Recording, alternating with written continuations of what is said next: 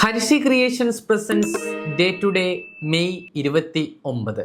1917 ഇതേ ദിവസമാണ് കേരള നവോത്ഥാന ചരിത്രത്തിന്റെ നാഴികക്കല്ലായി അറിയപ്പെടുന്ന മിശ്ര ഭോജനം സഹോദരൻ അയ്യപ്പൻ നടത്തിയത്. 1970 ഇതേ ദിവസമാണ് കേരളവും തമിഴ്നാടും ചേർന്നുള്ള മുല്ലപ്പെരിയാർ പാട്ടക്കരാർ പുതുക്കിയത്. 1953 ഇതേ ദിവസമാണ് എഡ്മണ്ട് ഹിലാരിയും ടെൻസിംഗ് നോർഗയും ചേർന്ന് എവറസ്റ്റ് ആദ്യമായി കീഴടക്കിയത്.